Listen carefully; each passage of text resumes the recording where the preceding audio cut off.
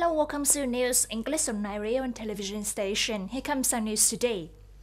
Electricity is a matter of security and social safety. It is impossible to let the electricity shortage happen under any circumstances. Prime Minister Nguyễn Xuân Phúc gives such guidance to the electricity industry at the Summary Conference of 2019 and the 2020 deployment of Vietnam Electricity (EVN). Speaking at the conference, Prime Minister Nguyễn Xuân Phúc said that economic growth this year is estimated at about 7.03%, including the contribution of the electricity industry. In 2019, the demand for electricity for production and consumption is nearly 240 billion kilowatt-hour, an increase of 8.9% compared to 2018. Demand for electricity increases while the system has almost no provision for power.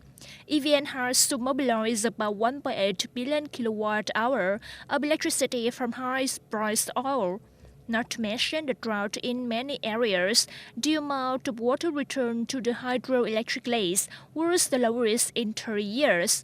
The risk of electricity shortage will continue to exist in 2020.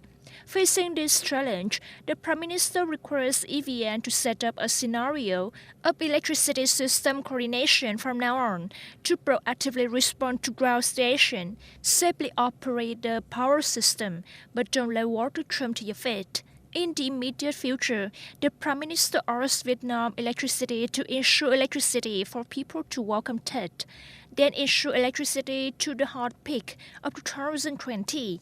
The Prime Minister called on the group to be for the people to develop the electricity industry. Existing problems must be reported and propose mechanisms to handle the problems. The Prime Minister also requests to promote the restructuring of corporations, building resilient power industry, integration, saving costs of investment materials for purchase, ensuring efficiency. On December 26th, at Trung Binh Temple of Literature, a meeting was held in response to the National Action Month on Population, Vietnam Population Day, and the Conference on Population and Family Planning in 2019 with the message actively promoting gender equality, reducing gender imbalance at birth. In 2019, the NAR has implemented many solutions to raise awareness and change behaviors for the work of sex imbalance at birth. Brochures, seminars, thematic communication, training on gender communication knowledge and skills held regularly from provincial to commune levels have been effective when the gender ratio was maintained.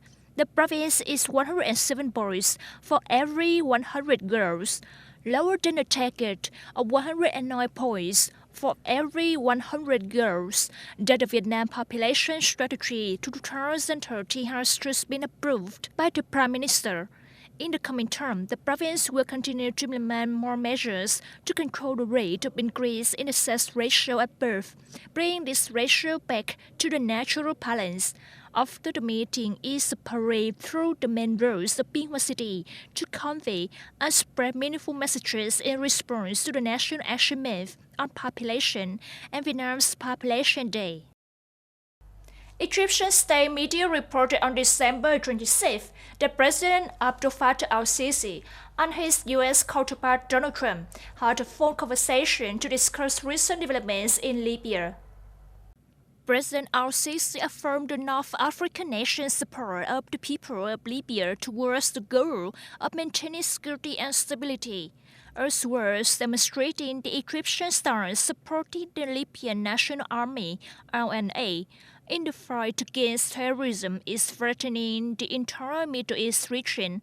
For his part, President Trump expressed that the negotiations on the Libyan political process will be successful and yield positive results, meeting the aspirations of balance for all stakeholders.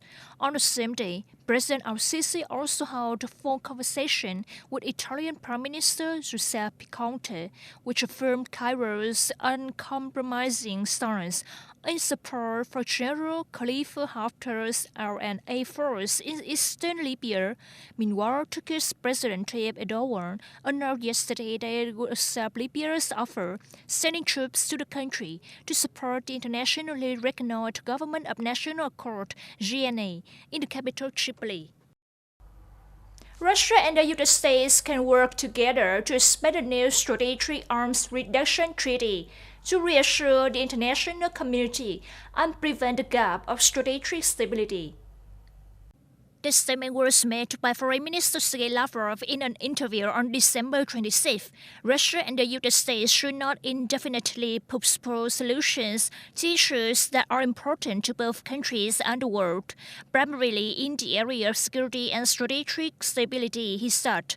He also affirmed that after the collapse of the Intermediate-Range Nuclear Forces INF Treaty, the new Strategic Arms Reduction Treaty, New START, is still the largest international legal instrument to limit its potential nuclear missiles of the two countries and planning in the field of arms control.